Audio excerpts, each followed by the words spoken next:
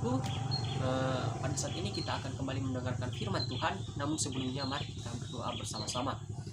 Terima kasih Tuhan Yesus, kami bersyukur pada saat ini kami masih bisa mendengarkan kebenaran firman-Mu, dan kami percaya Tuhan yang menolong kami untuk mengerti dan memahami apa yang menjadi firman-Mu pada saat ini. Terima kasih Tuhan, kami berdoa dan mengucap syukur. Haleluya, amin. Puji nama Tuhan, kita bisa berjumpa kembali pada saat ini. Dan saat ini kita akan kembali mendengarkan firman Tuhan yang saya ambil dari Efesus pasal yang pertama ayat yang ketiga sampai dengan ayat yang ke-14. Kita akan membahas ayat ini bersama-sama. Sembari kita membaca ayat ini. Oke, langsung saja. Tema yang saya ambil dari perikop ini adalah kekayaan orang-orang beriman. Orang-orang beriman kaya, amin.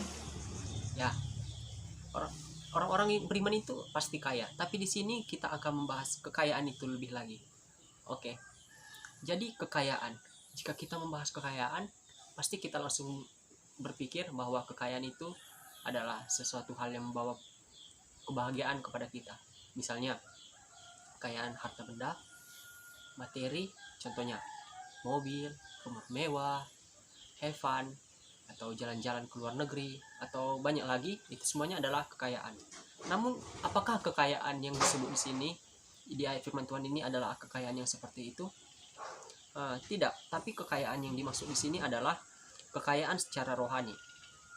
Jika kita tadi berbicara tentang kekayaan secara harta materi atau barang-barang mewah lainnya atau segala kebahagiaan lainnya, itu adalah suatu hal yang duniawi. Artinya itu adalah kekayaan duniawi yang hanya bisa dinikmati di dunia.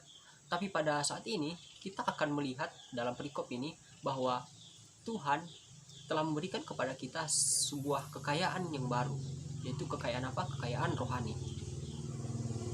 Jadi kekayaan rohani itu apa? Apa bedanya dengan kekayaan duniawi? Jika tadi katanya kekayaan duniawi itu membahas tentang harta, benda, materi, dan lain-lain, kekayaan rohani di sini adalah berbicara tentang kasih karunia. Ya, kita tahu sendiri bahwa kita telah menerima kasih karunia yang luar biasa dari Tuhan. Amin. Ya, Tuhan Yesus telah datang ke dunia untuk menebus kita orang berdosa, dan itu merupakan suatu kasih karunia yang luar biasa dalam hidup kita. Ya, jadi di sini apa sih kekayaan rohani yang Tuhan berikan kepada kita? Langsung saja kita lihat di ayat yang ketiga.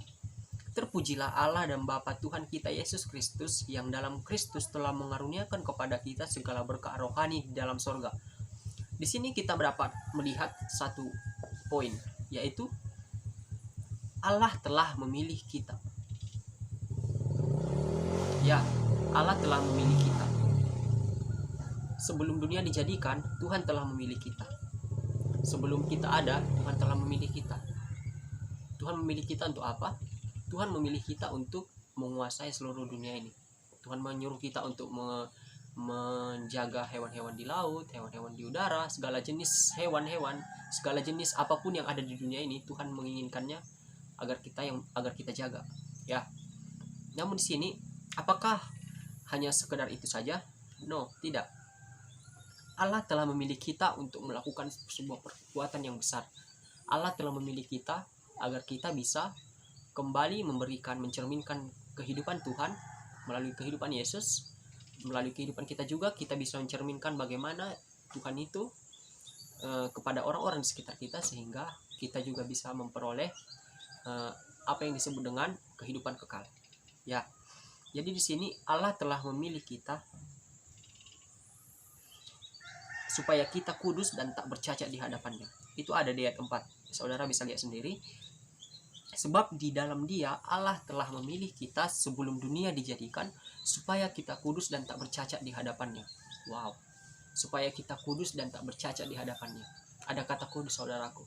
Kudus itu berarti kita suci, kita menjauhkan diri dari hal-hal duniawi, kita menjauhkan diri dari hal-hal yang bersifat negatif.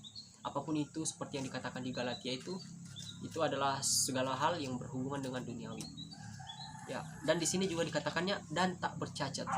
Di sini Tuhan rindu agar setiap kita bisa menjadi anak-anaknya yang tak bercacat. Tak bercacat artinya kita melakukan sesuatu hal itu dengan sungguh-sungguh. Sungguh-sungguh di sini adalah dalam hal yang baik, sehingga dalam segala hal kita itu melakukan hal yang baik juga, Tuhan dipermuliakan melalui apa yang kita lakukan. Oke. Jadi di sini tadi yang pertama itu poinnya adalah Allah telah memilih kita. Itu ada di ayat yang ketiga. Oke. Poin yang kedua itu ada di ayat yang ke-7. Ayat yang ke-7 itu, sebab di dalam Dia dan oleh darahnya kita beroleh penebusan, yaitu pengampunan dosa menurut kekayaan kasih karunia-Nya. Di sini ada poin yang kedua, yaitu kekayaan rohani yang kedua, yaitu beroleh penebusan. Kita telah beroleh penebusan seperti yang saya katakan di awal tadi, bahwa Tuhan Yesus telah datang ke dunia dan Ia telah menebus kita dari segala kesalahan kita, segala dosa-dosa kita, sehingga kita diinginkan Tuhan supaya kita bisa menjadi anak-anaknya yang lebih baik lagi. Tuhan ingin supaya kita sempurna di dalam Dia. Tuhan ingin supaya kita bisa menjadi terang dan garam di dalam dunia ini. Yang ketiga poinnya ada di ayat yang ke-13. Di sini kekayaan rohani yang ketiga itu yaitu di dalam Dia kamu juga, karena kamu telah mendengar firman kebenaran, yaitu Injil keselamatanmu. Di dalam Dia kamu juga, ketika kamu percaya, dimateraikan dengan Roh Kudus yang dijanjikannya itu. Ya, di sini kekayaan rohani yang ketiga itu adalah dimateraikan dengan Roh Kudus. Wow. Jika kita mendengar kata dimateraikan itu artinya kita telah diberi tanda bahwa kita adalah suatu hal yang khusus.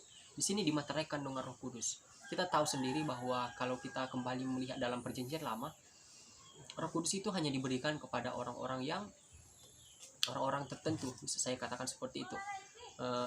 Roh Kudus itu juga bisa hinggap kepada orang-orang yang belum percaya. Tetapi dalam PB kita telah melihat bahwa Roh Kudus itu hanya diberikan kepada orang-orang yang percaya kepada Kristus.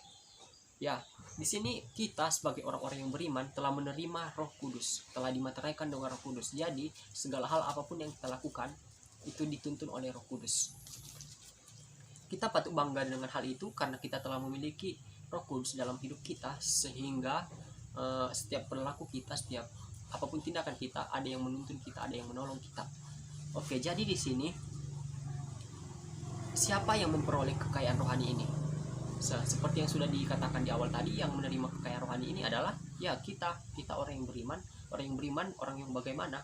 Orang yang beriman itu adalah orang yang percaya kepada Kristus, orang yang percaya dan mau menerima Kristus sebagai Tuhan dan Juru Selamatnya. Oke, jadi apa sih aplikasinya dalam hidup kita? Nah, setelah kita mendengarkan firman Tuhan yang singkat ini, kita belajar bahwa kekayaan rohani dan kekayaan duniawi itu berbeda jauh. Kekayaan duniawi itu ya memang membuat kita bahagia, yaitu tadi harta, benda, segala hal yang membuat kita senang, materi, rumah mewah dan lain-lain. Itu semuanya memang membuat kita bahagia, mendapatkan sukacita. Tapi ingatlah bahwa itu hanyalah sukacita yang sementara. Sedangkan di dalam kitab Efesus ini kita telah diberikan kekayaan rohani, bukan hanya kekayaan duniawi saja, tetapi kekayaan rohani, yaitu tadi Tuhan telah memilih kita, Tuhan telah menebus kita, dan Tuhan telah memateraikan kita. Dari sini kita bisa mendapatkan suatu pelajaran bahwa Tuhan Yesus itu sangat mengasihi kita, dan Dia mau agar kita bisa menjadi terang, dan Dia mau juga supaya kita bisa menjadi cerminan dari apa yang telah Dia lakukan di dalam dunia ini. Melalui firman Tuhan ini, biarlah kita semuanya bisa mengerti bahwa Tuhan telah memilih kita, dan Tuhan mau kita melakukan apa yang menjadi kehendak-Nya dalam hidup kita. Demikian saja firman Tuhan pada saat ini. Semoga semuanya terberkati dan Tuhan Yesus memberkati. Kita bersatu dalam doa. Terima kasih Tuhan Yesus, kami bersyukur pada saat ini kami telah selesai mendengarkan firman-Mu, dan kami percaya Tuhan yang menolong kami agar kami mengerti apa yang menjadi kehendak-Mu dalam hidup kami. Terima kasih Tuhan Yesus, kami berdoa, haleluya, amin.